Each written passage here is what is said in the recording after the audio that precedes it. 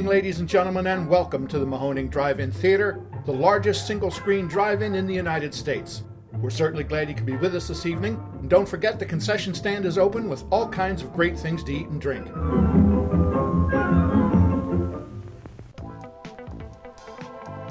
89.3 Mahoning Drive-In Radio, your old friend Virgil back once again for another exciting episode of the podcast, the only podcast dedicated to the revival of our beloved drive-in culture, and we are super, super excited for today's episode. Of course, I have my co-host and general manager extraordinaire with us. Mark, say hello. Hello. But we also have super fans and extreme parts of the family with Darryl and Carl in the house. Say hello, fellas. Hello. And I say it. I mean, you guys obviously are huge supporters of what we do, but you're also part of the family. You guys are used to hearing Carl's voice regularly on the radio at the theater when you guys come on out. And of course, Darryl may be the most recognizable face on the Mahoning lot. So we love you guys. We miss you guys. And we're excited to jump into what's now become your guys' calling card with the top 5 list. We're going to have a top 5 episode. So very excited. Why don't you tell people how these top 5 started? It started at Carl's house. We were hanging out at his place.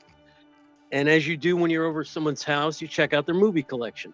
Something came up where I said, I looked at some of his movies and I shot out, hey, top 5 favorite Scorsese. And we got into a conversation and I started poking around the rest of the movies. And that just became a topic whenever I would hang out with Carl. Let's shoot the shit about movies. Yeah. And that continued at our visits to the diner up the road from the Mahoning. We would throw out the top 5 list and we would really work on it. We would go beyond favorite horror films or favorite directors and get into some really oddball categories. Uber specific. And for those of you guys that know Carl and Darryl, Carl is insanely opinionated and makes no qualms how you feel about it. And that's what I love about Carl. So getting these two guys together to talk movies is really, really fun. I've partaken several times in the morning breakfast, the after kind of marathon breakfast, and it's always a blast hanging out with you guys. It's hard to describe. I don't want to say you guys are like the Muppets guys, but you do play off of each other incredibly. We've been compared. Yes, it has been said. It's kind of perfect. So we wanted to jump into things, and we have some topics that we're going to jump into for the top 5s. But we wanted to let people know because it's very exciting for us. We did just announce the opening weekend event, and tickets are live now. So if you guys are excited to get back to the drive-in, you can now prepare yourself as we open up on the 29th and 30th of April with Wizard of Oz and Willy Wonka on glorious 35 millimeter. So wanted to get that in there. You guys planning on coming out for opening weekend? I am. I did it last year. I did it a couple of times sporadically throughout since I've been coming since 2016. So yeah, I'm going to be there. I'm going to do the one-nighter, do the Saturday. Perfect. And I plan to partake in the overnight. I love it. We may give you a reason to party with us on Sunday as well. So, oh, yeah, we're really excited because we're going to try to start leaking these events out like bang, bang, bang, bang, bang, so people can really prepare and we can get ahead of the game instead of trying to promote while we're open like crazy, Oh, that's great. Yeah. To get out for the opening weekend this year. I've never done it. So, it's so much fun. And they're planning so much madness with the photo ops and all that good stuff. Oh, great. I'm just going to say, if I make it out to opening weekend this year, it'll bring my total up to 199, just under 200 movies. Booyah! See that? Mahoning super fan right there. I got you. 305 when those 2 movies are done. Oh! You hear that? Zip, flop. Some of us have a day job, Carl. Well, to afford your time there, I suggest getting a work-related job injury, and that's all I'm going to say about that. That's the move. That's the move. So, been watching a ton of movies in the off season. I know you guys, just like Mark and myself, try to get out to the theater as often as possible, but you're huge physical media guys as well. Beyond movies, that also goes into records and beyond. So we thought it would be fun to kind of kick a topical top 5 with comic book movies. They're the rage right now, but we started talking about how we can kind of jump off track with that. So non-superhero comic book movies, which I guess you could explain that a little more, Darryl. We're talking about movies without actual like caped crusaders in it. Correct. That is funny that recently we had to explain some of our top 5 lists because after we leave the diner, I'll post it on Facebook. It brings about a lot of conversation. So a lot of times I will have to put an asterisk to explain the list a little bit more. So yes, in this case, Carl and I even argued over what's a superhero. And basically we're talking non-crime fighting DC Marvel type superheroes. Nobody with a cape, but there are many great movies based on comics. Okay, well that definitely zeroes it in a little bit more with the idea of if it's based on a comic, it could be on this list. Yep. But the caveat is no superpowers and no capes or cowls. Well, Carl, why don't you explain how we're going to make this work? You guys work from 5 to 1, like do a countdown type of situation? Oh, no. We start with our number ones right off the bat. All right. Okay. And then we work our way down. Okay. So we're starting with your number 1 right at the top. My number 1 non-superhero comic book movie is Flash Gordon. You can't go wrong with that. Great cast, killer soundtrack by Queen. It's bar none to me my favorite non-superhero comic book movie. I love that. I can get down with that. That was the last movie I saw on film on the big screen before the pandemic shut theaters down everywhere. Oh, where'd you see that, Mark? We saw that at the Alamo Draft House Ritz in Austin, Texas. Oh, nice. Val and I were on the road. We were trying to hit all the Alamos we could, and they were doing a late show. For some reason, it might have been 35 millimeter film day or that week or something like that.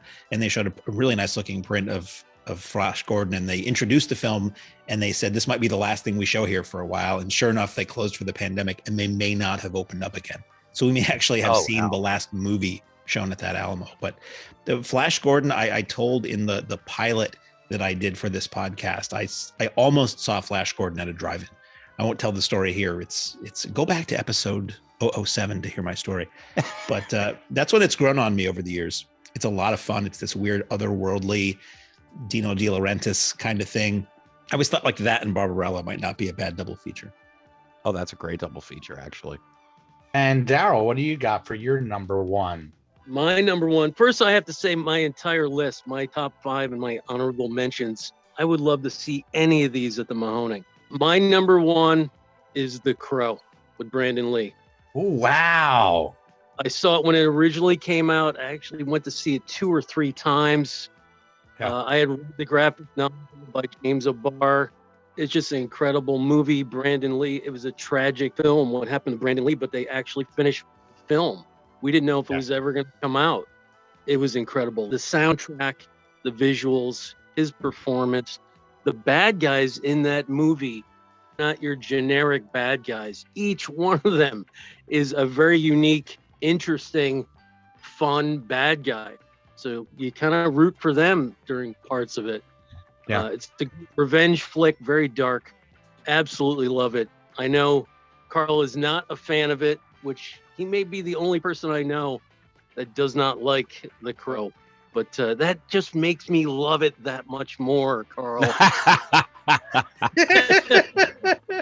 I liked it a lot when it came out, and I remember seeing it in the theater a couple of times too. And they did a really good job with the to our modern sensibility, primitive CGI they had in the day of finishing the movie and putting Brandon Lee's face on someone else's body on occasion. I remember seeing it in the theater and wondering how it was going to play, if it was going to be, fake Shemps left and right, but it played really great. And I never saw the sequel or sequels or TV series or everything else that spawned out of that, but I have very fond memories of that. I don't have much of a fondness for the 90s aesthetic, and I wonder how it would play if I watched it again. So I think it would be a good one for us to run at some point. That and Rapid Fire together. Yeah. I don't think I ever saw The Crow theatrically. I only experienced it on VHS home video. Yeah. I saw it first run, and I was thoroughly disappointed with it. Not Carl's bag. No, not at all. Carl, did you read the book? Do you know how to read books? No. Oh man, I gotta read. Yeah, they pulled off the book very well. That's the big factor, I'd say, in this. Mark, where do you go as far as your number one? It's so tough to actually pick and rank them. I could pick titles all day, but ranking them is really... That's what I thought would be the hardest part of this. My preamble on this whole top 5 thing is I see these guys and hear these guys do this, and I always think, boy, that's fun. I want to do that. But can I have a week to figure out what my films are? It's like I need to do the research. I need to look at my video shelves. So that's right off the top. I don't doubt that in this conversation, somebody's going to say films that are not on my list that I like better than what I thought of this afternoon. My number one I had was Mario Bava's Danger Diabolic. Oh, great choice. Which is based on the Italian comic about a masked super thief. And it's just wild and wacky and great music and a great look. And it's got John Philip Law and those eyebrows. And what I was going to say earlier was, to me, they are of a same kind of weird otherworldly aesthetic as Danger Diabolic, Barbarella, and Flash Gordon. They were all produced by Dino De Laurentiis in Italy. And those are 3 that I've always wanted to see on the big screen. And I've never said Flash Gordon is, no, actually, that's not true. I've seen 2 of the 3 in the big screen. So I can vouch that there are prints for 2 of the 3 movies I just mentioned. But Danger Diabolic, it's wacky, it's campy. It's not great, but the visuals and the music and the vibe carry it so far. It's got Terry Thomas in it. That of the movies that I could think of today that were non-superheroes, that was the one I think I would probably most want to watch immediately. For me, I think about the experience that I had with the comic or the graphic novel, and then how that kind of translated on film or in the theater. And I'll never forget seeing Sin City on the big screen opening weekends, because I was such a fan of the graphic novel that seeing it come to life was truly magical. Did you guys read the graphic novel or have the experience in the theater with Sin City? I actually had read the comic in college and thought it was amazing. And then seeing the movie, I really couldn't believe how well they translated that to the screen, how much it looked it was magic to me. Like, I was such a Rodriguez fan to begin with. At that time, I was so into the 10-minute film schools and just like having him kind of be the voice, the mantra, chanting go, go, go. But to see that all come together, the performances, the noir-like dialogue, the look of it all, it really felt like it was elevating the experience in the theater. And obviously, like, CGI has been out there, big budget CGI movies have been out there, but this took the elements of CGI and almost in some ways simplified it to give this aesthetic, And for me, it's one of those experiences in the theater that I'll always remember, because it was just so fantastic and really lived up to my love of the graphic novels. Yeah, it was like a moving comic book, the whole thing. I saw it first run. Big fan of Frank Miller, always have been. Oh yeah. So to see what Rodriguez was able to do, it was mind blowing, literally mind blowing. So yeah, that's great number one, Virg. Yeah, I love that. Got to put it at my number one. What do you got for your number 2, Carl? Oh, my number 2 is Conan the Barbarian, 1982, Schwarzenegger. Booyah! That's my number 2. Love it. Fantastic. I've been a fan of the comic, not only just the regular comic, but I used to buy the magazine-sized comics of Conan, especially Savage Sword of Conan. That was running in the 70s, and they were just no color; it was just inked. So that was a great comic, and then to see that, I saw it on VHS. I wasn't able to catch that in the theater, but I did get to see a print of it on 35 with Nice. Hudson Horror. Our friends over at Hudson Horror, Chris Allo and the gang, they put that out for Hudson Horror. There's number 6 show, and I got to see that on 35, and it was amazing. Epic. That was an early HBO cable staple. In fact, I think the first time I ever saw HBO, I was traveling with my father, and it was back when they only showed a couple movies a day, and Conan was just on constantly all day. Yeah, Melius knocked it out of the park. My trivia is a little lacking now. I heard recently that someone else was originally supposed to direct it. Maybe someone could help me out. And I was like, oh man, that would have been amazing if it was this person that made it. That was in the Melius documentary I just recently watched. And I heard this recently, and I was like, whoa. Was it Frank Tashlin? I don't think so. It was gonna be very, very wacky Conan. That is a great doc, though. You haven't seen that yet, Carl? Oh, I got it. It was Oliver Stone. Yeah, well, he wrote the Yeah, he wrote right? it, and he wanted to direct it at first, and the studio didn't have faith in him because he was too quote unquote new. Because he had only done Seizure in the Hand at that point. Yeah, so they gave it to Melius. That's right, because I was listening to the commentary. This is a little off topic, but I was listening to the commentary of The Hand a couple of weeks ago by Stone, and that was if anyone, just for the commentary alone of Stone, just remembering that movie because he hadn't seen it in a while, seek that out. Kino has it. Got it out of the Kino Hall.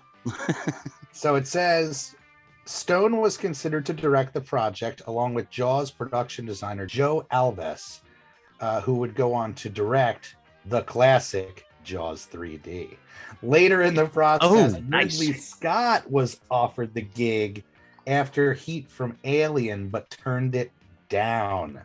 How different a movie would that have been? So that's two possible very different outcomes. But like I said, Melius did a great job. The cast was bar none. I mean, James Earl Jones, that's one of his best roles he's ever done. And never had Conan up on the Mahoning screen. Correct? I think that should change. Yeah. I think it's time. That photo op will be great. Seeing James bare chested out there. With a loincloth. With inflatable muscles. Yeah. Every time we book something, we send him the worst photo from the movie to be like, well, this is it. This is what we're going for. Get ready to be uncomfortable. Let's see him build that palace where they were eating like the cannibal soup. Yeah, there you go. Darryl, what do you have for your number 2 non-superhero movies? I just wanted to remind Mark not to stress out. We call this top 5 favorites, not best. It's not set in stone. Oftentimes when we're eating breakfast and discussing this, we'll change up our lists, or someone will say something and like, oh, I'm going to move something around. That's what's fun about it. It's organic. It's opinionated. Right? There's no better kind of movie game, and I love me a kind of a passing the time movie game. And this is a great one. Oh yeah.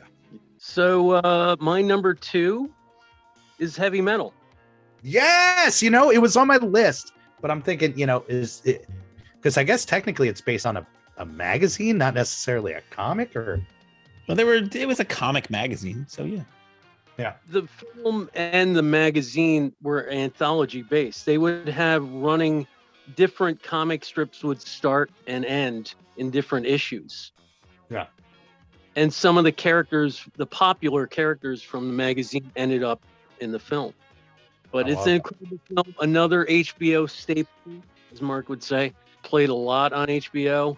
Many an awkward moment having that on your grandparents, your mom or dad came into the living room. They walk in at the perfect moment. Yeah.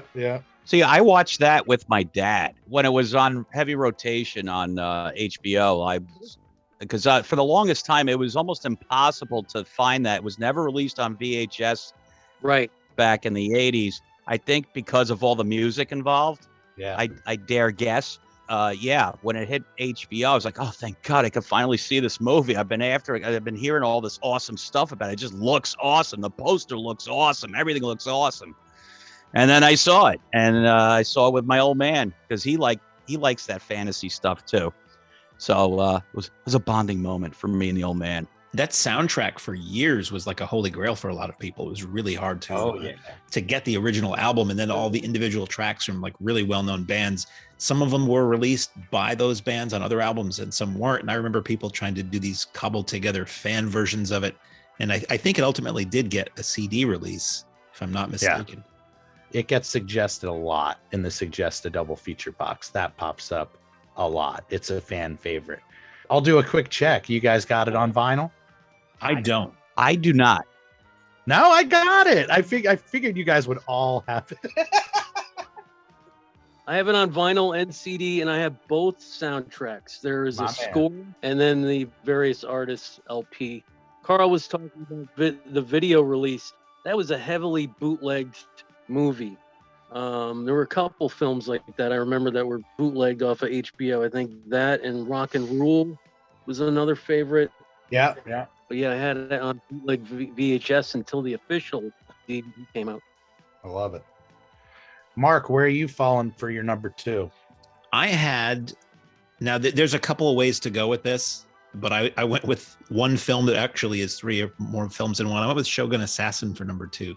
Oh, yeah. Oh, very good. Which is based on a manga. Basically, it's a couple of the Japanese lone wolf and cub movies edited into one movie.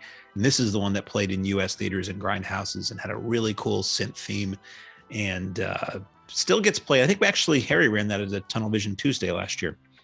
Oh, did he? I missed that. Yeah, I wish I don't think I've ever seen Shogun Assassin on the big screen, but I did see Alamo one year ran a bunch, if not all of the films, DCP, all of them straight through when the Blu-ray set came out, which I also have. And if anybody doesn't know Shogun Assassin, the Lone Wolf and Cub series, it's basically this Japanese samurai who walks the earth with this little baby cart, which was another title these films had in other parts of the world, with his son in it, and the baby in the what do you want to call it, stroller. The stroller of doom is outfitted with all kinds of weaponry, and he's a badass. And it's geysers of blood, and it's a little supernatural and surrealistic here and there, and just the body counts are crazy, and the music is cool. So if you have a little extra dough to spend during the next Barnes and Noble 50% off Criterion sale, the Lone Wolf and Cub set is a whole well worth your money. Yeah, that screening was great. Yeah, and I want to say they have the Shogun Assassin cut in there too. That's still in my pile. And I have actually a funny story. When Jimmy Terror was still with us, he hit me up and said, yo, Amazon has the Criterion, when the Criterion disc blues were coming out, he said, yo, Amazon screwed up. They're selling it for like $40 on Amazon, but jump on it now. So I jumped on that, got it for the $40, and then within hours, I guess they caught their screw up, and then the price jacked up to full price. That happens once in a while. There used to be a couple of DVD forums I would frequent daily for DVD bargains and things like that, and people would post those, and it's like, I think it's a misprice. Buy it as fast as you can and see if they let us check out with it quick before they figure it out. And mind you, that was years ago, and when I got that, and it's still in the pile. Yeah, I've had a few of those too. Good old Doc Terror. We love him. Yeah. So I'm going to take heavy metal off the list, but I'm going to stick in the kind of animated manga category and go with Akira. I don't know how you guys fall with Akira, but for me, huge home video hit in my house. Love Akira. The style of it, obviously based on a hugely popular manga. Are there prints? Does that make the rounds? It was released here theatrically, so there were prints once. I don't see it play anywhere. I think it was restored recently. And didn't it get restored within like the last 2-3 years and made the rounds again? I believe it did. And I believe years ago, Anthology has shown a print of it. Film Forum has shown a print of it. This is, the New York City-based art house theaters. So there were prints. I don't know who would have one now. I bet you Harry has one. Oh, it'd be so fun. That's often people have often talked about that grown-up animation night, and like Heavy Metal and Fantastic Planet and Akira would be great for that. Oh, and yeah. Coonskin. If we could find a We know where to get a print of Coonskin, I think that would be excellent to run last. Well, you're in luck, because if you recall, I do own a 35 millimeter print of Coonskin. Oh, we'll never forget that. That was amazing. I think only a handful of us had any idea what to expect when that hit the screen. Yeah, I remember the at the bonfire, the kids from the concession stand, every one of them came up to me and said, "This is your movie?" I said, "Well, I didn't make it. I brought it." And and then they're like, "Why did you bring this?" And I said, "Because it's awesome." They just totally didn't get it, and it went right over their heads, and they went right for the what was offending parts. All two of them. Yeah. Well, Carl, where are you going for your number 3? My number 3, and this did get a release, if people recall, Buck Rogers in the 25th Century from 1979. Yeah. The pilot was chopped down and released theatrically before it was shown on television. And I saw that first run when it came out in 1979. My old man took me for a 10 o'clock show. And that movie always stuck with me. And I love the TV show subsequently after. It was a shame when they ended it, but it kind of needed to. So that's my number 3. Gil Gerard, the lovely Erin Gray as Wilma, is just a fantastic movie. I loved it. And we raffled that puppy off the recent re-release, correct, or restoration. We had we do these Kino Lorber Blu-ray giveaways on the main social media channels, and that was the January disc, was just what you spoke of. And I believe that disc has the theatrical version as well as the original pilot, which is a little longer. Cool. Because it was the pilot was a 2-parter, so it was a full 1 hour and 50 minutes per episode. So there's more stuff in the actual pilots than there are in a theatrical version. But I saw it theatrically. I loved it. And there was some event last season. Harry has that extended preview for the film. It's like 9 minutes or something. That was, I don't know what the purpose of it was, but it was like this weird, really long trailer for that movie that he ran at one of our shows. And I do have the original soundtrack of that one too, on vinyl. Oh, that's fantastic. I actually a couple of seasons ago, I did play the title song on air from that soundtrack. And I remember someone actually came in and said, "Are you playing the theme for Buck Rogers?" And I'm like, yes, I am. I know how to get to the hearts of the crowd. Where are you going for number 3, Darryl? Before I get to number 3, I just wanted to tell you how much I love Akira. Although it didn't make my list, I totally forgot about it. Yeah. Going back to the video swapping stories, before it was released in the US, we had managed to get a bootleg copy of it, but it was all in Japanese. No subtitles, no dubbing. Of course. But we wanted to see it that badly that we, an entire 2-hour movie in Japanese with no, we had read the book, so we're like, we can figure this out. Love of movies, baby. But I had to throw that story in there. Oh, that's fantastic. Number 3, based on a book by Dave Stevens that I loved. The book was a little racier than the film. Yeah, this is on my list. Is it? The Rocketeer is. It is, yeah. Yeah. Incredible cast. Very Disney-fied. The Disney. It's got that PG. Is it PG or G-rated? I want to say it's PG, but it's such an easy pill to swallow. You talk about these connections with your childhood or certain moments in the theater. I'll never forget my adventures watching The Rocketeer. Great stuff. Are you guys fans, Mark and Carl? It's one that some friends of mine love, and I didn't see it in the theater. I don't think I saw it until video. It's one that I think I've seen twice and it's never really connected for me, but I'm always willing to watch it again because it's a movie I feel like I should like more than I have. Yeah. I've actually confession, I've never seen it. Wow. Whoa! It's a gem. You know, Joe Johnson gold right there. I do remember the comic though. Yep. He did a lot of classics from my childhood for sure. Mark, where are you going for number 3? This is kind of funny. I don't know if this is cheating or not.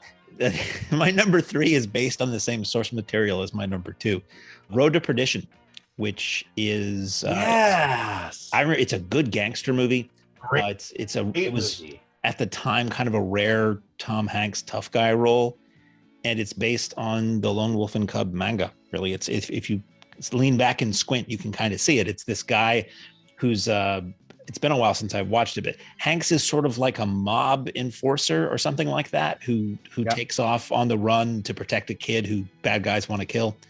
And Jude Law is in it as this really skeevy, gruesome photographer. And Paul Newman has what had to be near one of his last roles in it. And it just, I saw it at the Latches Theater in Brattleboro, Vermont, which is an old single screen theater. And it was one of those times where it was like the edges of the screen kind of blurred. The reality between me and what I was watching blurred a little bit because I was sitting in a theater that dated back to when this movie was shot with the old velvety seats, and it smelled kind of dusty and old. And it was a theater that had like nothing except the screen illuminating the auditorium, at least where I was sitting. So when the movie would fade to black, it was pitch black and you couldn't see anything there. And something about it, I always just really liked that movie. And I haven't watched it in a while, but when it first hit video, I remember watching it a few times. Yeah, very well done. Sam Mendes, if I'm remembering correctly. That sounds about right. Yeah, but I remember my experience in the theater with it. I used to right out, I guess it was probably in high school or right out of high school. I'd go to the local Regal or AMC or whatever. I'm sure you guys have done this. I'd go see one movie and then I'd just pop around all day long until my mom had to come and pick me up at that time. God, that was one that just swept me up because I went in kind of blind. You know, like Sam Mendes, like obviously Tom Hanks. But yeah, that's one that really, really worked well in the theater. Yeah, I took my son to see it. And part of the story is the father and son That's on right, it. yeah. So we had that connection. Yeah, I love that. That's what it's all about, you know, is going back to those memories that you had. And I was even thinking about it when you brought up The Crow, whether that was the time frame that I could have seen it at the Bucks County Twin, but I think that was maybe right before we started hitting it really hard. I remember seeing Spawn. I always get those two because they're kind of 90s. Hey, would that count? Well, I guess he technically has a cape. And I guess it wouldn't be my top 5. Cape comes to life. That's right. Yeah. That's right. Cape takes him out. I love it. Well, I'm going to go with another childhood classic that's based on comic strip before my time, The Addams Family. That film was hugely influential on me, and I think my love of dark comedy and getting into horror, you know, certainly that and the sequel were really, really big in our house for sure. I don't know if that's cheating or not. I know it works. Carl, what do you got for your number 4? My number 4, this is my controversial pick, The Punisher, but the 2004 Punisher. What? Wow. With my boy Thomas Jane. Wasn't expecting that. In the title role. I love that movie. Everyone poo-poos it. I love it. Thomas Jane owns that movie. And it's an amazing movie. I think it's, to me, the best representation of Frank Castle. Tom Jane was the man for a while, wasn't he? Oh, yeah. He was in Boogie Nights, which we saw last night. That's the first thing I saw him in. Yeah. Porn stash for me. Porn stash all day. Did you see the sequel or the movie that was made after the Thomas Jane Punisher? Yes, I did. And actually, interestingly enough, the bad guy in that, which was a great bad guy, he was also in The Crow. He was the one that pulled the trigger accidentally. He didn't accidentally pull the trigger. He pulled the trigger, and that's the shot that killed Brandon Lee. And that messed with him till the day he died. I can imagine, yeah. It actually destroyed his career a little bit, too, because everyone was up his butt saying, you killed Brandon Lee. Yeah, it'd be hard. But he was a great villain in that sequel. I didn't care for the guy who played the Punisher in the sequel. Keith Urban, right? Or is that a country? No, it was a beefy guy. Keith Urban. You're talking about Judge Dredd. Oh, that's what I'm thinking. Is Keith Urban Oh. in that? Yeah, Keith Urban is Judge Dredd in Dredd. And he's Keith not Urban a or country Carl singer, Urban? correct? Oh, no, wait a minute, Carl Urban. Yeah, Keith Urban is the country singer, but That's his brother. amazing. Carl Urban's his He brother. was the shit in that new Dread movie, man. He started singing country songs. It was amazing. No, that was a straight to Apple Watch Dredd sequel that Keith Urban was in. He sang them to death. watch. You You can only watch it on the watch. He shredded some country guitar so badassedly. It was incredible. criminals, You weren't they surrendered and they just started expecting Dredd to go throwing- that They way. just started throwing money in his hat. Wow. Judge Dredd. Yeehaw. Keith Urban. Oh, that's awesome. So I take it that the Lundgren isn't on anybody's list. The I Punisher did not itself. like it. You know, it's one. It was infamously hated, but Yeah, I rented it at the time and didn't like it. I remember I certainly got something out of it because I remember watching it more than once on VHS. I own it, but I can't say that I've gone back to enjoy recently. I have the comic interpretation of the Dolph Lundgren movie. Oh, that's awesome. But that's about all the enjoyment I get out of it. I was actually That's psyched when it. it came out. I was like, "Oh man, Dolph Lundgren playing the Punisher, it's gonna rule!" And it And it blew did. chunks so badly. And then when it came out on tape, there's this whole huge sequence of the movie that's bathed in red light.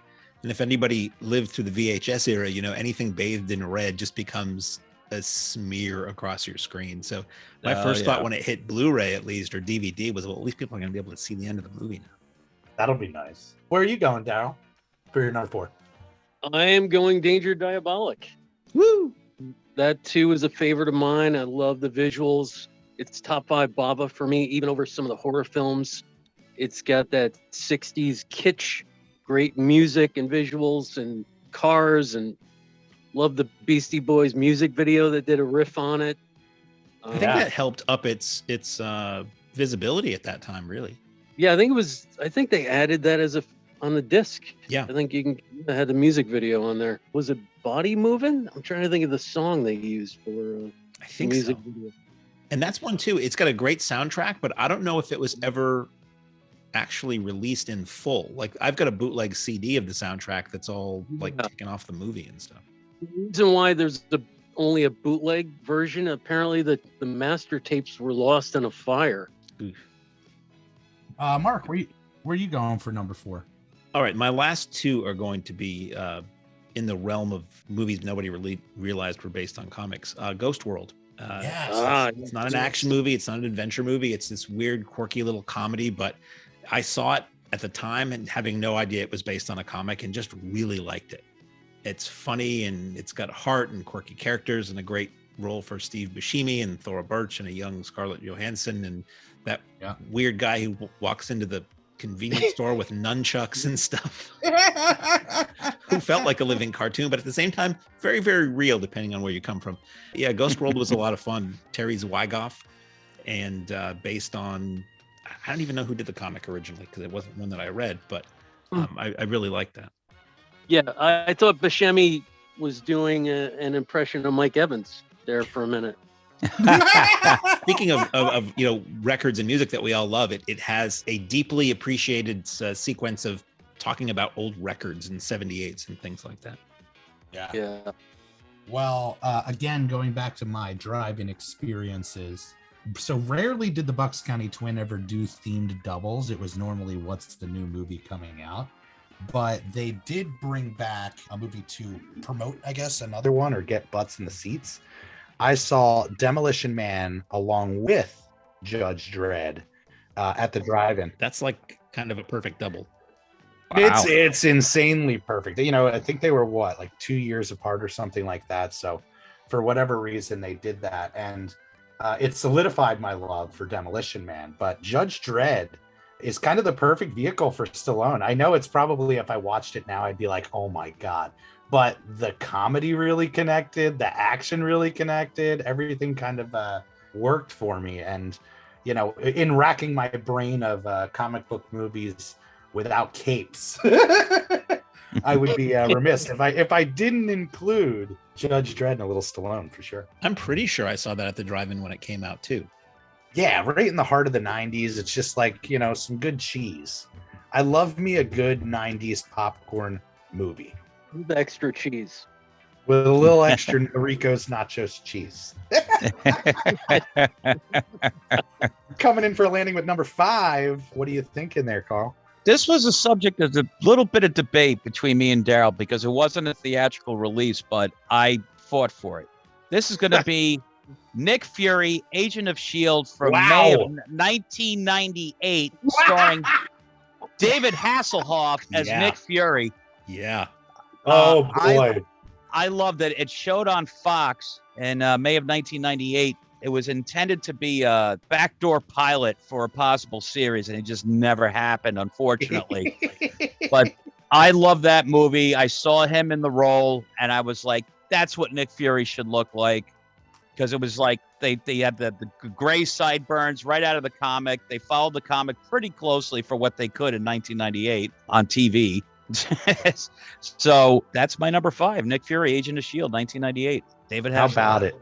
I remember seeing it in high school on a tape, and we laughed our asses off at that movie. I have a very special memory because it is the Hoff. Just he has a lore about him. Maybe at a certain time he was kind of like the Nick Cage, where it's like, oh, he's gonna go over the top. He's gonna go a little crazy, and throw an eye patch on top of that, and I'm in. Where are you going, Darryl? Well, I was gonna ask Carl why so much controversy with your picks. That seems because remember we picked that, and then your big contention was, well, it was never shown in the theater; it was shown on television. And I said it was the length of a movie. It was a feature length. Yeah, that's what I'm thinking. I guess there could be a pass there. I guess TV. I would consider TV movie. Okay, yeah, but it does seem like I'm picking up on your controversies. These top 5s seem to have a lot of controversial picks by Carl. I'd forgotten about those. Well, I like to throw a little fly in the ointment there. I love it. In the orange juice. Yeah, that too. And where are you coming in for a landing, Darryl? What's your number 5? Number 5, Barbarella. Oh, great choice. I love it. It's on a French comic. I wish I'd read. I'd never read the comic, but wow, Jane Fonda, the opening credits, the music, the cast. It's so weird and out there. Love it. It's a trip. That's so funny because had I thought a little bit more, that totally would have been high on my list. It didn't occur to me until you mentioned it. And what about you, Mark, for your number 5? So this one's pretty obscure. Is the most recent thing I will talk about tonight. It's a movie from just a few years ago based on a graphic novel called My Friend Dahmer. And it was written by a guy who knew Jeffrey Dahmer in high school. And it's just creepy and kind of sad. And there's this growing sense of dread as you watch this film because it's just this weird kid who doesn't really fit in anywhere and kind of falls in with a group of kids who initially start laughing at him and then laughing with him. And then you see these little hints of not all is well with young Jeffrey. And it uses a T-Rex song on the soundtrack, which always wins me over. So I thought it was really well done. And I didn't know anything about the kid who stars in it. Apparently he was like some Disney kid who did a really good job as this troubled youth. That's awesome. I'm going to have to check it out. It pops up on my recommended all the time. And it's one that I hunted down the graphic novel afterward because I heard people saying how much better the graphic novel was. And they're both good. Like the graphic novel gives you more, like any book would. There's more in there that the film doesn't get into. So they're both worthy of your time, I think. Well, it was tough. In putting this list together, there were a bunch that just didn't make it. So I'm going to rattle off a few that meant a lot, but just I guess didn't make the cut. Or they're all tied for number 5. So really enjoyed Scott Pilgrim versus the World, a little Edgar Wright Gold. For me, I've talked about it on the podcast. I was a CCD kid and was taught to worship a certain JC growing up. and all I wanted to do was worship another JC in Jim Carrey.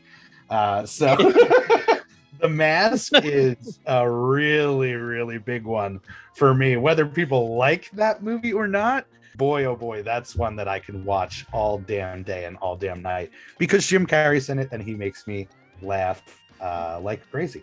And on that same note, I'll go with Howard the Duck just because, hey, childhood memories are beautiful. I read the comic, and I saw the film when it opened. It was not what I expected. No, there were duck breasts in that movie, bro. Straight duck titties. And we ran that on film. Nice looking print of it too, because I'm sure it probably never got much action. That, and if anybody didn't know, we did this brilliant idea. Virgil had Second Chance Weekend, and it was Masters of the Universe with Dolph Lundgren and Howard the Duck, which is my childhood wrapped up in a ball. Strangely not a sellout, but both prints were beautiful.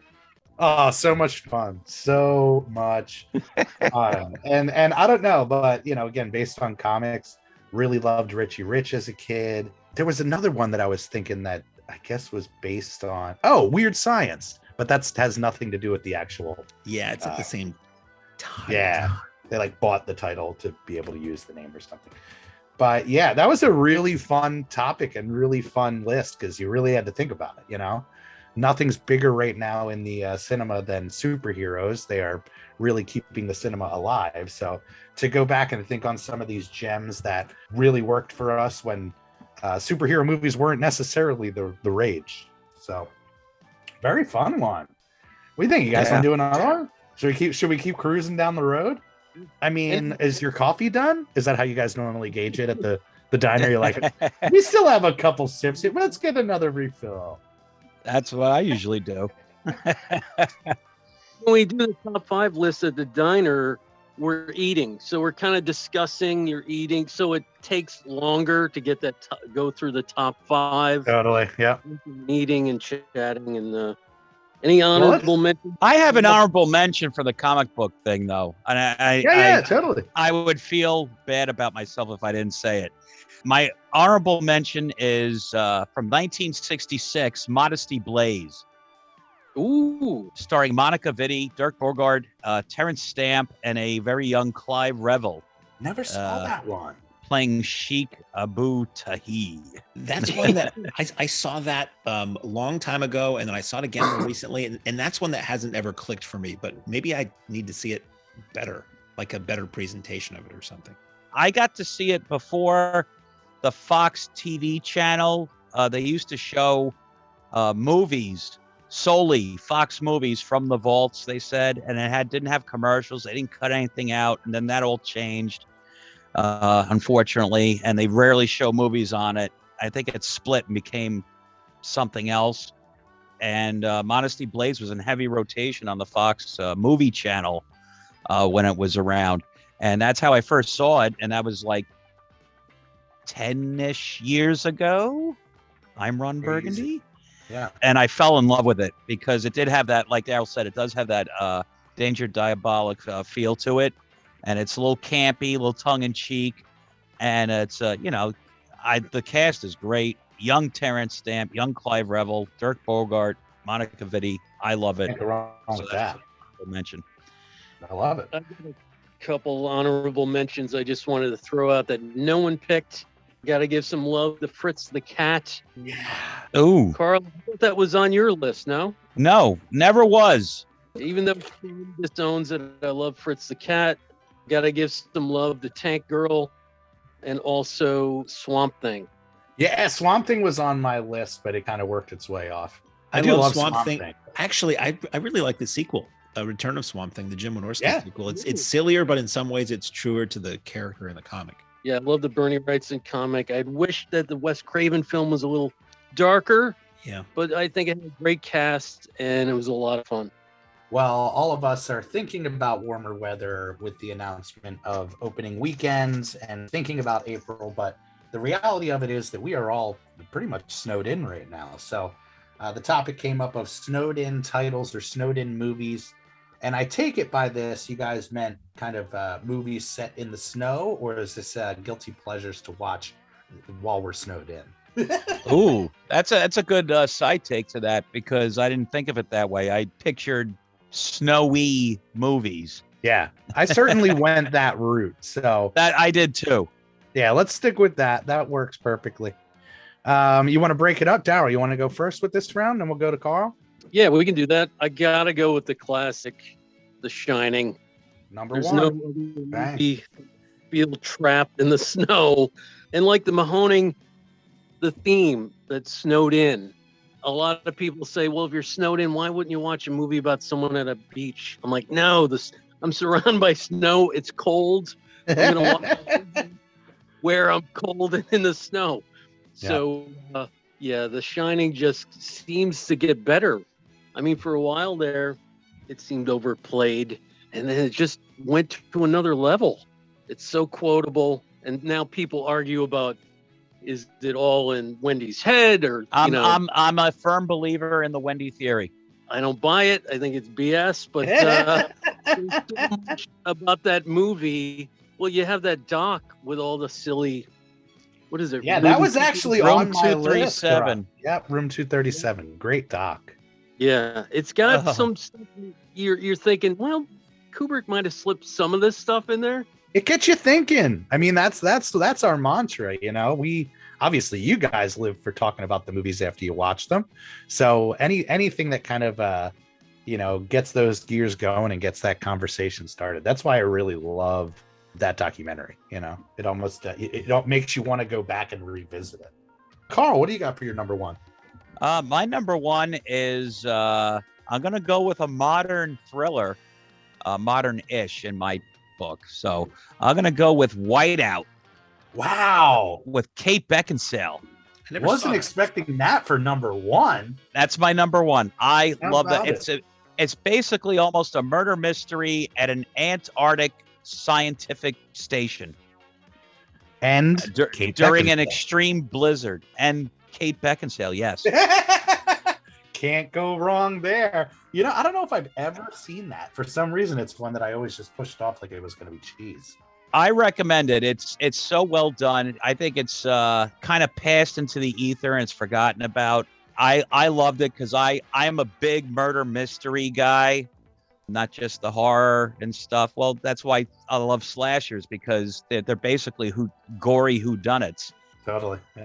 I love whodunits, and it's basically a type of murder mystery and then going along the 10 Little Indians, and then there were none Agatha Christie theme, but it takes place at this outpost in the Antarctic during a severe winter event.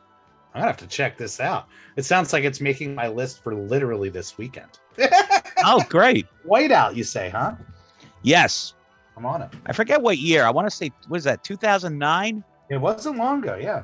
I mean, gosh, it seems like a long ago, but You picked a modern film? I did. I'm shocked. I just how can't about believe it? that. I wasn't expecting Yeah, it, but 2000, hey, I just looked it up. 2009. that's how Carl rolls. You know what I'm saying? I recommend it. I'm in. Mark, where are you going for number one snowed in movie? I think probably this is going to be fast for a lot of us because we're going to say some of the same titles. I went with The Shining as well. It just exudes coldness and isolation, and Scatman in the Bearcat or the Snowcat or whatever it's called, and it's just it's the winter isolation movie. Yeah, and it does it so well. You suggested when we were talking about at one point, hey, do we want to extend our season? And the threat of snow was in the air. Mark geniusly said, let's do snowed in week. What was it called? A Chillerama Shock Show. Chillerama Shock Show. Oh, And, nice. yeah, play some snowed in horror movies. It's a no-brainer. But yeah, The Shining always will play well on the Mahoning screen, without a doubt.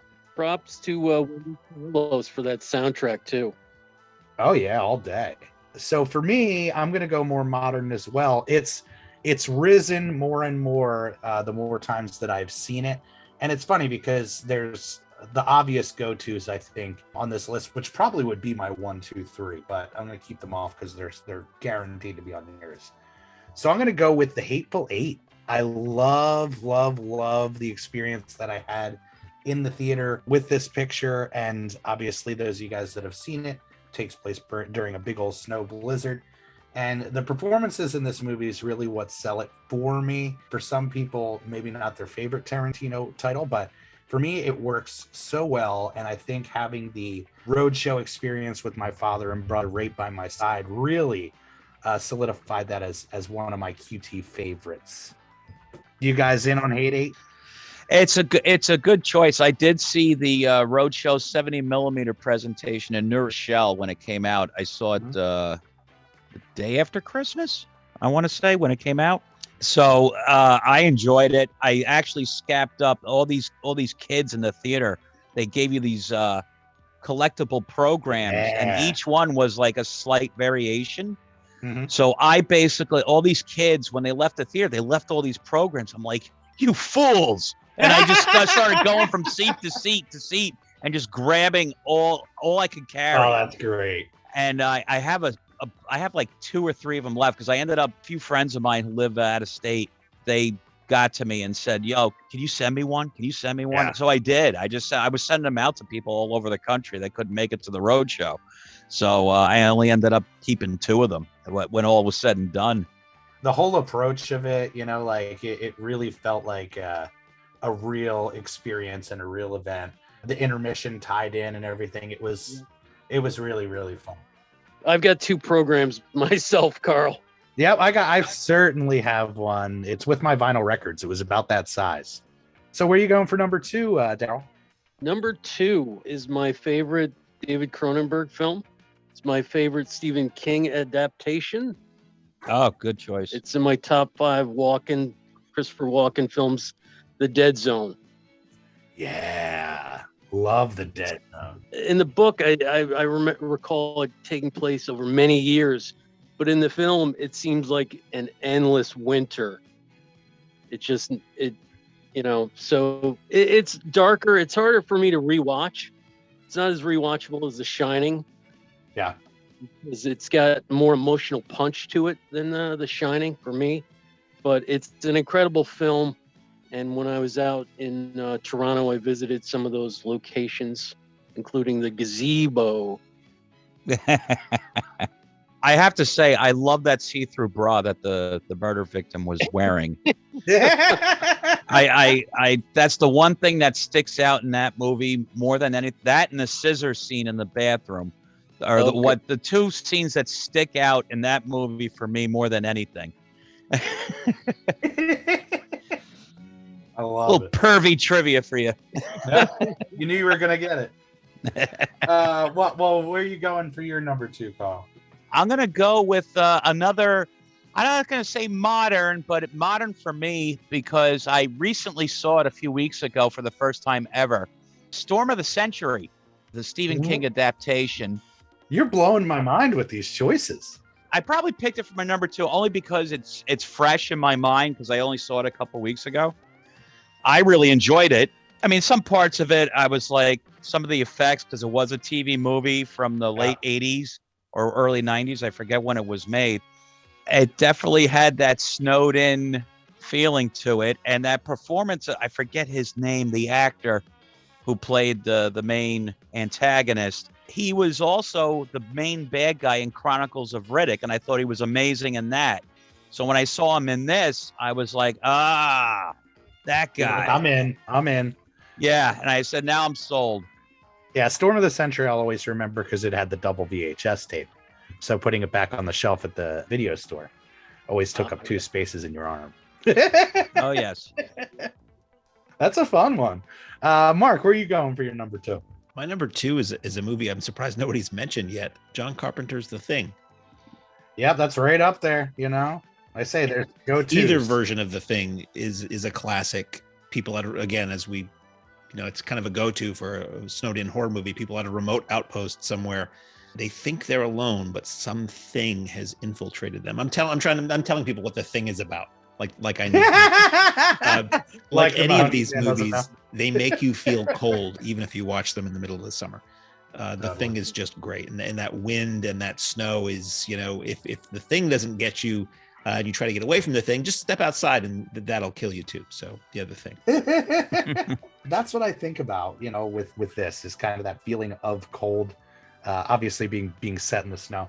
So for me, I'm going to go number 2, Fargo, which I don't know if I can say it's my favorite Coens, but boy, oh boy, is it up there. And again, hit me at the perfect time, coming right out of film school, just wanting to live in that movie. The performances are all incredible. And I'm sure all you guys are fans of Fargo and the Coens as well. Oh, yes. Yes. We're overdue for a Coen Brothers night or weekend, without a doubt. Oh, that would be great. That's another entity where you can't really fit all the good stuff in one weekend. No matter what we pick, No. we'll be hammered with, why didn't you play that one? Oh yeah, we could do it a couple of years in a row. Yeah. Without a doubt. But I think the only one that we played was Lebowski. That and Fear and Loathing we played together, which was I missed that. When was that? gosh, it must have been 2016. Going way back. Yeah. Oh, I must have missed that one. Yeah, Yeah, it was 2016. that was a fun one. That's due to come back. We keep saying that too, like, now that the fan base has grown so much, we should do these kind of callback weekends, bringing back an event that it didn't work because nobody knew of us. We think about some of those early events and we're like, God, that would destroy now. But Like Star Trek weekend? that's right. I knew you were going to drop it in before the promise. I'm gonna keep hammering that nail. I'm telling you, baby, it's due. It's due. Darryl, where are you going for your number 3, number Trace? Number 3, I'm also going with The Thing. I put The Thing 51/82 because they're both perfect in their own unique way. Yeah. I think The Thing 51 needs a little more love. It's a little overshadowed by the remake with the special effects. Both great. But Yeah. that 51 has some charm to it. The dialogue, the chemistry with the cast. Yeah. And that scene with the fire, when the Thing breaks through the door and they throw the gasoline on them and torch them, it looks like they're all going to die. The whole place is on. And that was a classic double feature. I think our very first remake double take weekend. Correct, Mark? Yeah, the first time. Yeah. Yeah, it's perfect. That's a no-brainer. Again, to shine a light on that original and really let it breathe. Because you're right, everybody talks about that remake. It's a lot of people's favorites when you talk about practical effects, which we do often at the Mahoning. It's on everybody's tongue. It's one that will always crush on the Mahoning screen for sure. Carl, where are you going for numero tres? I'm gonna go with I'm switching it up because I'm making notes as we're doing this because I actually came up with 10, so I'm trying to edge out other things as we're talking. Yeah. So I'm bringing up as my number 3, 30 Days of Night. Wow, another more modern choice. But that's fresh to me as well. I mean, I saw it like the last at the iHouse, Harry's 24-hour exhumed horathon. Really? It was one of the films shown, and I'd never seen it before. I always poo-pooed it because I was like, "Oh, it's a modern. Screw moderns. I hate them." But I was like, "Oh, it's a print, so we're watching a print of it, so I might as well give it a shot. What better way?" Yeah. And I fell in love with it. I thought it was very well done. That's awesome.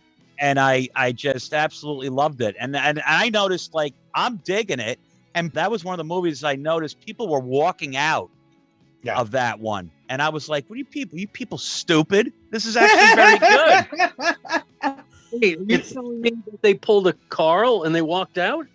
There was I want to say because it was shown it had to be, Mark, help me out. I think you were there too. Yeah, it was shown very early in the morning. And I think it had to be about 6 or 7 in the morning when it went up on the screen. And I think people were like, ugh, and they bailed on it. Yeah. Meanwhile, it was a little bit of a turn of events where I was in the minority and I stayed. How about it? That's inspiring because we're, now that we're in a full booking mode, there's always that question of, is this too modern? Will this work? We've run into that before, famously documented in At the Drive-In, available now, where we ran Spider-Man, and it was that thing of we'll always go back and say, it was just too modern. It was just too new. But then you look at the Killer Clowns event where we played Killer Clowns in It, and that's way more modern. So it's a tough gauge, but 30 Days of Night, it's a love vampire movie. I think that could work one day for Vam Party for sure. I think it works. It pulled me in, and I actually loved it because it was actually a very smart movie. Yeah. Taking on the vampire thing with the Alaska, a whole month of darkness. Yeah.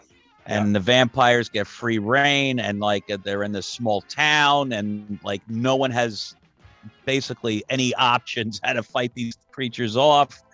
Yeah. Do they stand their ground? Where are they going to go? They can't go anywhere. They're all snowed in on top of that. So, I mean, it was a pleasant surprise. It was a movie that pleasantly surprised me. I remember loving it when it first came out, but it was missing something. And I think we can all agree that's Kate Beckinsale. That's also based on a comic, so it could have made your comic book list. That's true. That's true. I did not know that, actually. Yep. Mark, what do you got for your number 3? This is where I pull a Carl and I slide in a TV movie. Yeah, okay. This is an early 70s, 1973 TV movie called A Cold Night's Death. And it stars Eli Wallach and Robert Culp.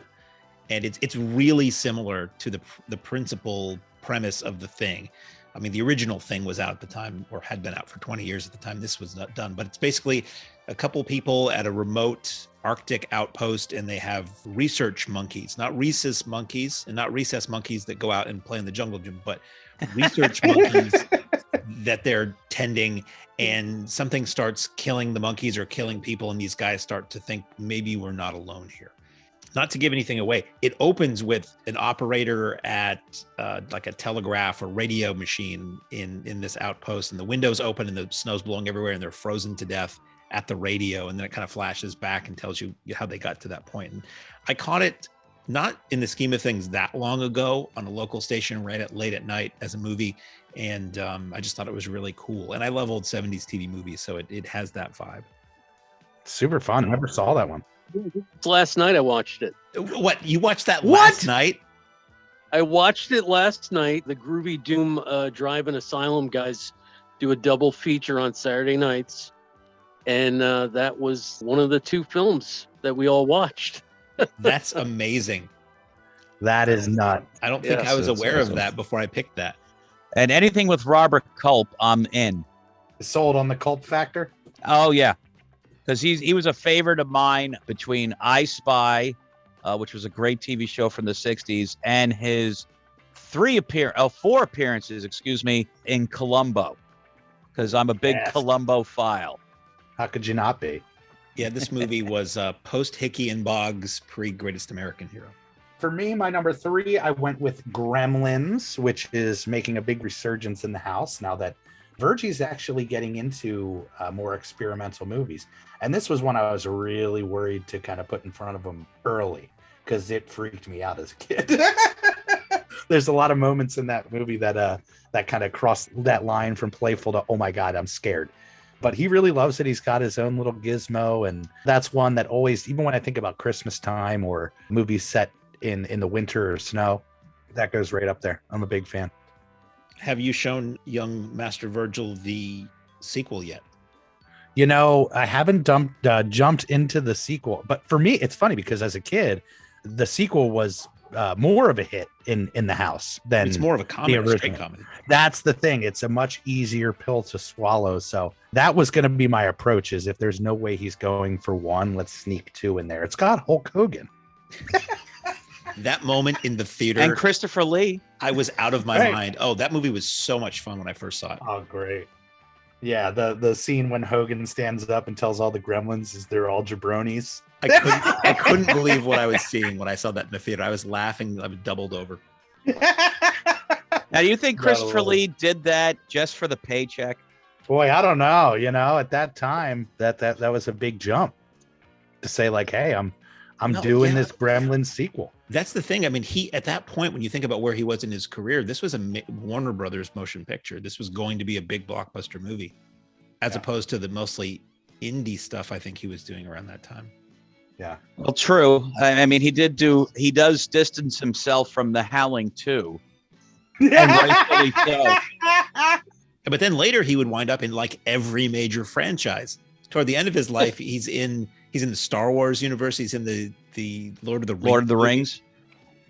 Yep. There was a Gotta put him in period of everything. time where you couldn't go to the movies for a couple months and not see Christopher Lee in something gigantic. And plus, Tim Burton got his hooks in him and was putting them in everything as Yeah. well. Yeah. All right. Where are you going for number 4, Daryl? Well, we can say yes, that is my friend Carl's foot in the wood chipper. So I'm going with Mark. That's top 5 Coen brothers for me. It's got an incredible cast. It's cold, it's wintry, it's funny, it's dark. Poor Stephen Buscemi. Oh my gosh, yes. My favorite line. You shot me in the fucking face. Kills me, dude. Oh, good. Have you seen the TV series? You know, I never No. jumped into it because it was one of those things. Again, I was like, why do this? You know, like, is it ever going to live up? But I've heard a lot of really great things about that. It series. really has nothing to do with the movie other than it's set in that location and that kind Right. of mindset. But I've liked what I've seen. I saw the first 2 seasons. They were quite good. Yeah, they jump all over the place time-wise, because I think the last one was like in the 40s, then they were in the 70s, present day. None of the same characters, but it's got that dark comedic vibe. You would swear the Coen brothers directed every episode, because Yeah. it just captures, that dark comedy that they do so well. I'm gonna have to check it out. Yeah. We've been taking some chances on some stuff that's been popping up on as far as the TV shows go, and 9 times out of 10, I'm like, why did I do this? There's just so much out there, and you get nothing against the Netflix kind of Amazon era, but there's a new show every damn week, and it's like you try to give something a shot, and You can't keep I don't up with it either. I think there's it's I think to this point we're inundated with content Yep. that it's like, where do you go? And then where do you start? and do you invest the time for some of these shows that seem to pop up every other week? I basically dismiss most of it and don't even bother, because I have hundreds upon hundreds of discs I've never gotten to yet in the pile. So I'd rather see something I've never seen before getting invested in a television series or a mini series, for that matter. That's just my take on it. I mean, like to reiterate what you said, not to poo-poo what they're doing, but it seems almost like it's too much. It's like it's like I totally get it. Moscow on the Hudson with Robin Williams having a nervous breakdown with talking. It's too much. People say it, and I don't think it's exaggerating. We are kind of in another golden age of TV. There's so much, there's a lot of crap, but there's some really good stuff being made. But at the same time, if I sit down and I could watch a few episodes of a series that might have 10, 12, 40, 200 episodes, or I could watch a movie and be done in 2 hours and have had a full beginning, middle, and end experience. And I usually lean toward the movie. I feel like I've learned something after I've watched a film. I can talk about it. And the TV stuff always waits. And I always want to wait for a show to end so that I know what my commitment is. Because a lot of times it'll be like, somebody says, you should watch such and such. I'm, great. How many seasons? It's 14 seasons. Oh, God. A 1 hour episode. Can't commit to that. Yeah. Be when I break my leg. Yeah.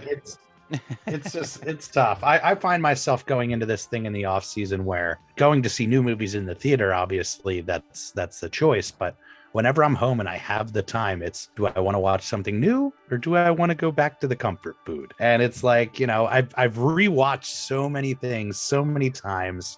It makes me happy. It makes me, go back in the nostalgia machine. But I've been really pushing myself to be like, all right, new movies. Let's take in new movies. So recently we all, I think, are on the Letterboxd and pushing the Letterboxd. I've been logging my stuff through there, and it's great because it kind of reminds me of the old video store days when I'd go flipping through the Movie Hound, because there's really great lists and groupings of movies that people put together. So I'm starting to go back down the rabbit hole of seeing all one director's movie or all one actor's movie and trying to go down that train to see new stuff. So right now I'm on a John Woo kick. I've been rocking pretty much the John Woo catalog for the last 2 days. Oh, very Some good. of his classic stuff, isn't it still hard to get here? It is. I mean, Bullet in the Head is I love hard. that movie. I have it on VHS. yeah. But if you haven't seen that one yet, Virg, I recommend that one tremendously. I know Yeah. there's a Hong Kong Blu-ray that's supposed to be quite good, but it's like a $30 import. His stuff came out readily on tape and Laserdisc in the old days, but once we hit the DVD era, a lot of it never came out here. And Blu-ray, it's still really, really slow to see. I mean, I think Criterion, they did Killer and Hard Boiled, and on laser. But I can't keep track of what you can get here now because they go in and out of print, and the rights are weird. Yeah. That's the hardest part with going down that rabbit hole is, is this movie available? Is it available to stream somewhere? Do I have that streaming service? So sometimes there's little gaps where it's like, put on the wish list and watch list instead of the actual logged films. But yeah, I don't know how we got on that topic, but Carl, what do you got for the number 4? Again, I'm going to, buck against the system here, and I'm going to go with Groundhog Day. That was my next one too. I freaking love Groundhog Day. You Oh, cannot so do go I. wrong. You You can't go wrong. And it's one of those comedies, God bless Harold Ramis, Yep. that you can revisit over and over again. That to me is the mark of a good comedy, when Yeah. you can revisit it multiple times and still laugh. And Groundhog Day is one of those movies for me. And Bill Murray's cynic performance, he plays the cynic so well between that and Scrooge. I just laugh every time I watch either one of those movies. Yeah. So I it's just Groundhog Day is definitely a keeper in my book for repeat viewings. He's the best. I definitely saw that at the drive-in. Perfect timing for me. Saw that first week release with the parents. My parents loved it. The kids loved it. It was like home run all day. Oh yeah. Our friends at the Greenville Drive-In in upstate New York have at least once played Groundhog Day, and when they run it 2 or 3 times in a row on the same night. Oh, great. Which is That's genius. beautiful. That's genius. Well done. Yep. It's the perfect double feature, Groundhog Day and Groundhog Day. and let me reiterate, the first time I've seen it on 35 was guess where, gang? That the Mahoning? At the Yeah, Mahoning, baby. correct. That's When right. you did for our Bill Murray weekend. weekend. We did that, what, in Stripes? Yeah, it was that and Stripes, and that was night 1. Night 2, I want to say, was both Ghostbusters. Yeah, I think that was the move. I wasn't there for night 2 because unfortunately I had to jump ship and go to an Exhumed event. So that must have been X Fest, I want to say. It's been a while. It's been a while since we dipped our toes into Mr. Murray. That sounded dirty. Mark, where are you going for number 4? Number 4, we go with the spaghetti western, the movie that I think Oh, I know where you're going gave with. me the wrong expectations for Hateful Eight, because I wanted Hateful Eight to be more like this, and it's Sergio Corbucci's The Great Silence from 1968. Just a Oh, I thought you were going to do something else. there's that other one too. Well, Cutthroats 9. Cutthroats 9 Yeah. is a lot of fun. It's super grim. The Great Silence, I couldn't even honestly tell you what it's about. I don't remember. I just remember it's a good, lovely to look at Western set in the snow with Klaus Kinski.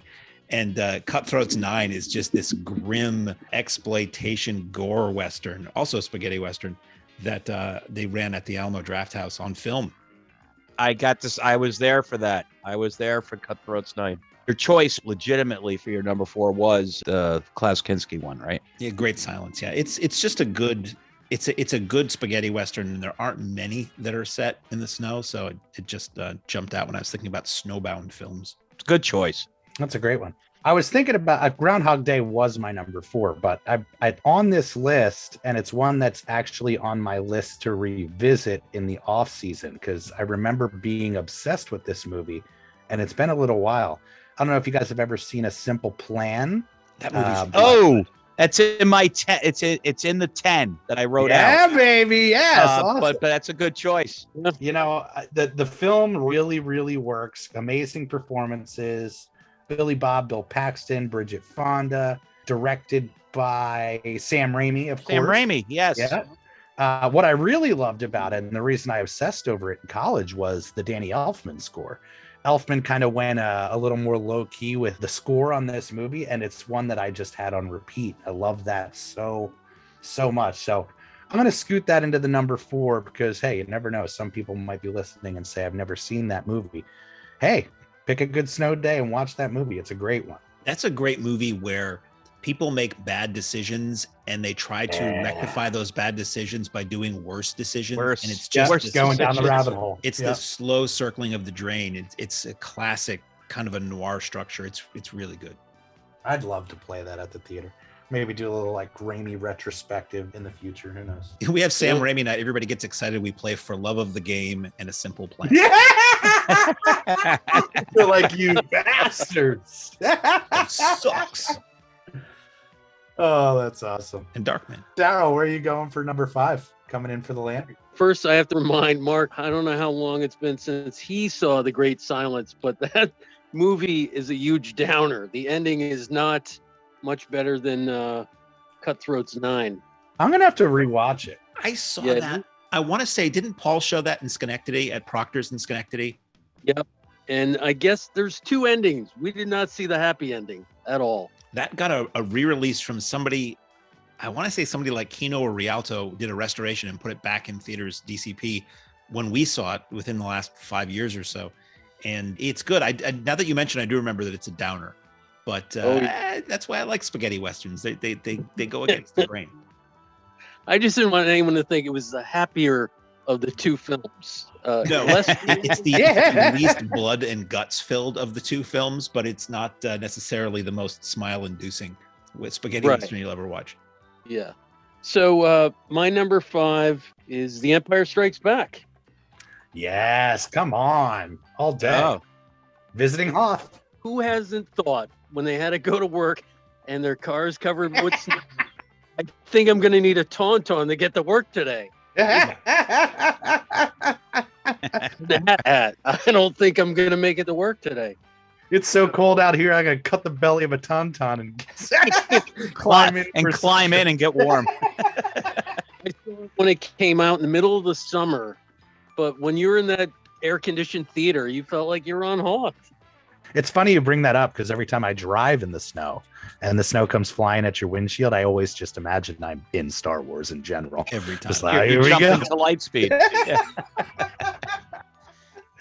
I love it. Carl, where are you going for the landing? I'm going to do another kind of modernish movie. All modern list. I love it. Yeah, I'm going to go with the Leo Tom Hardy version of The Revenant. Wow, that's a great one. Talk about a sense of cold. That occurred to me, yeah. I saw that at the Alamo in Yonkers when it came out, and I thoroughly enjoyed it. However, my big poo-poo of it is that Leo got the Oscar and Tom Hardy only got a Best Supporting Actor nomination, and he lost. And I was like, well, wait a minute. Leo didn't do too much other than speak a couple of Native American lines and just, get almost raped by a bear. But Tom Hardy had that great accent that someone that spoke like that back then. And his character was just such a scummy character.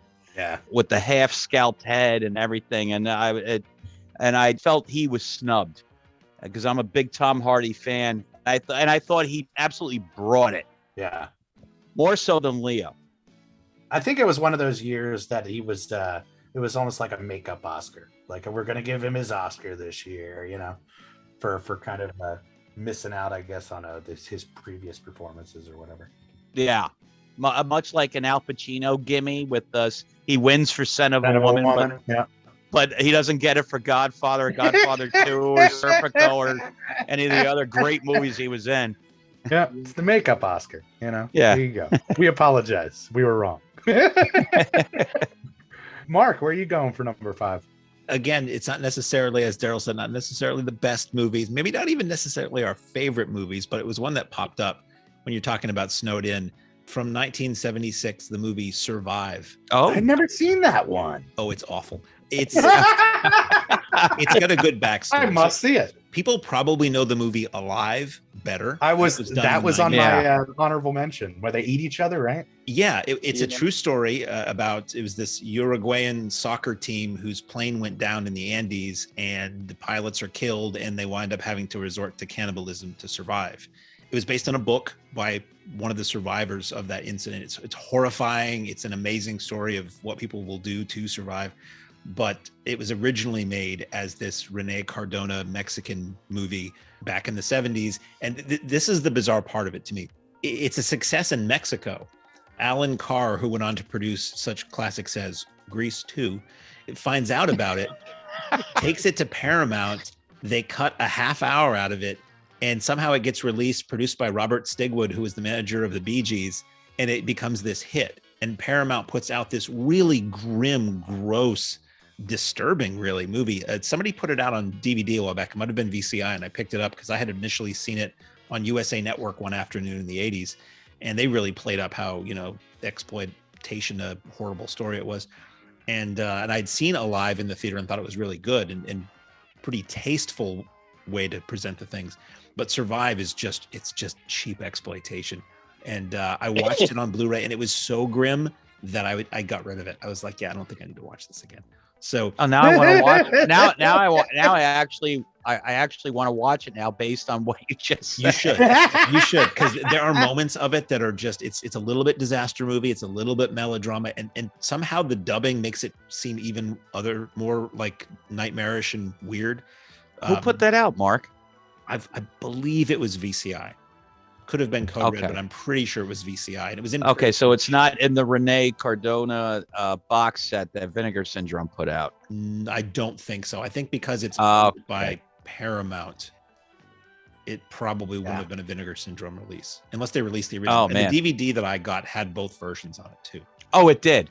I'm pretty sure it did. Oh, It's so funny that you brought it up, because when I was sitting there with Nance and I said snowed in movies, we both said Alive Yeah. right away. Well, that's what my mind was rolling on, was movie people being sort of trapped in one location due to the weather, due to snow. Yeah, totally. Yeah, we'll never forget that movie. It's funny because we talked about it as like grim as that story is. It was so entertaining, and we loved it when we were young. So you never really know what's going to work on a kid, right? So for my number 5, I went with a holiday movie.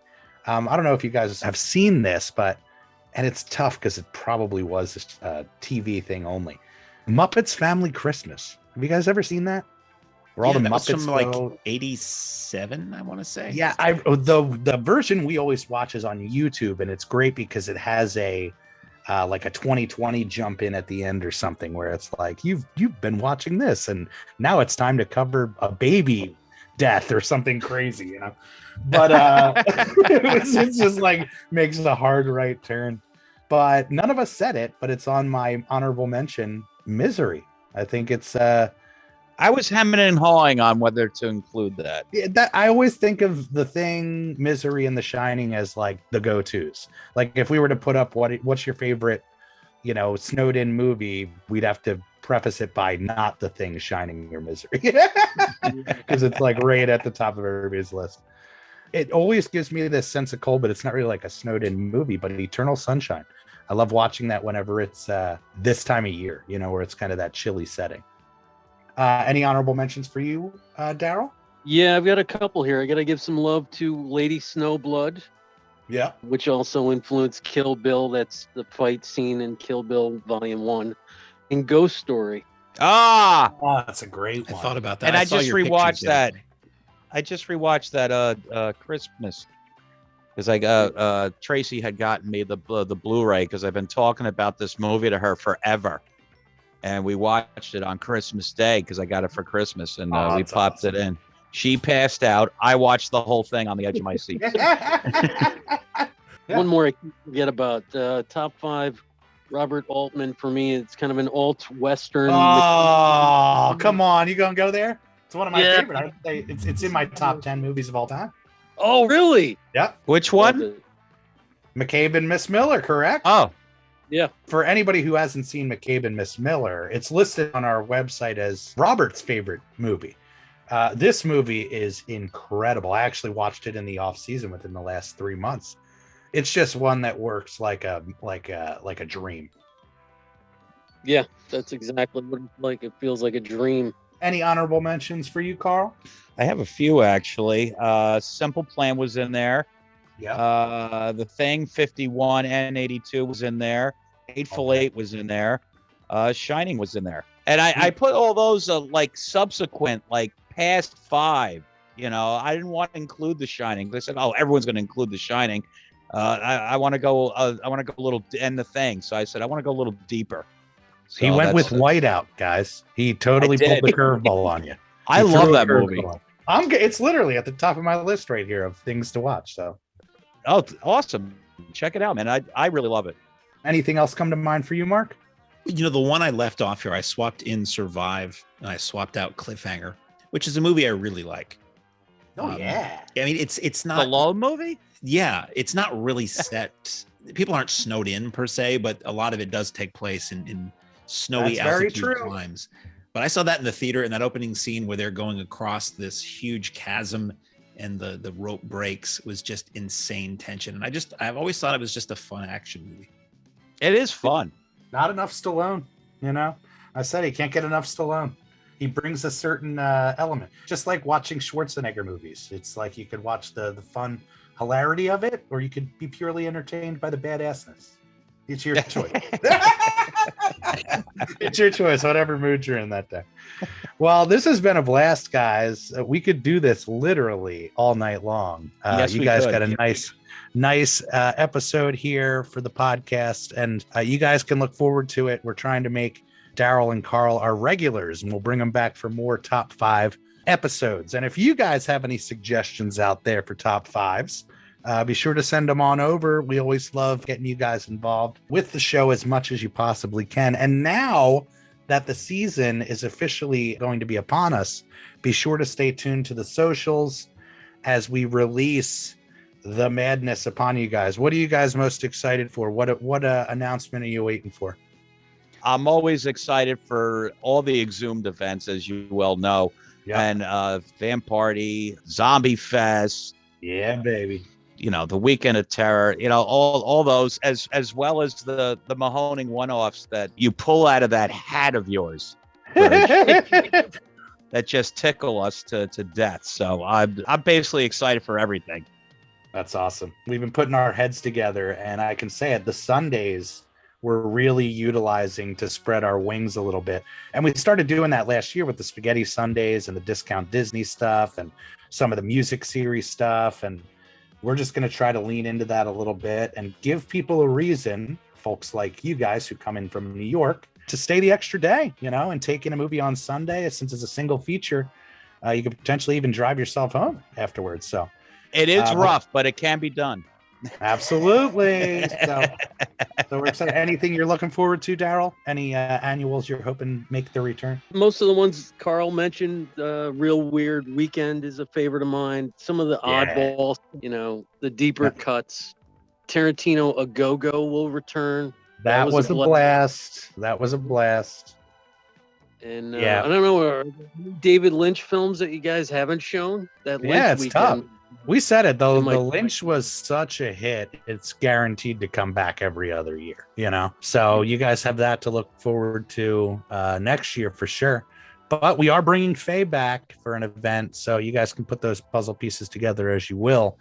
But May is looking nasty, and that'll be the first events that you guys get. We're going to try to put out about 3 events a week as we lead up to the opening at the end of April. So again, stay tuned. If you guys want to keep your finger on the pulse, the social medias is certainly the place to be. So I thank you guys for taking the time to come on the show and hang out with us. You guys are the best. We miss you and love you. Miss you and love you too. Thanks for having us. You got it. And if you guys want to get down and be friends with Carl and Darryl, just come to the theater. They're the front row regulars. They pretty much rock and run that front row. So, yeah. All right, guys. Anything else, Mark, that that we wanted to drop in? Well, if anybody's interested in additional fun for a fee, I'm available on Thursday night. No, we have Patreon. I'll come by, I'll clean your house, and I'll tell you whether I like the movies on your shelf or not. We have Patreon. It's patreon.com/Mahoning Drive-In. And for various subscription levels, you get free stuff and exclusive content. And we do a monthly film screening on the lot, something from the vaults that we've probably never run or not run in years and years and years. And it's a mystery movie that you don't know until it hits the screen. And we have prize giveaways. And we are also doing a virtual version of that now. So once a month, we do a virtual screening of titles from the AGFA library, which is a lot of fun. So check it out, see what you think, and let us know. Well worth it for those virtual screenings alone. We've been having a blast with that. We always joke, man, we would do this every single week if we could, but it's a lot of work. All right, guys. Well, on that note, I'm going to say, Jeff, take it away, my friend. Ladies and gentlemen, thanks again for coming out tonight to the Mahoning Drive-In Theater. We hope you'll come back and see us again real soon. The exit is on the right-hand side of the screen at the front of the field, and most importantly, have a very safe trip home. Good night, and God bless you.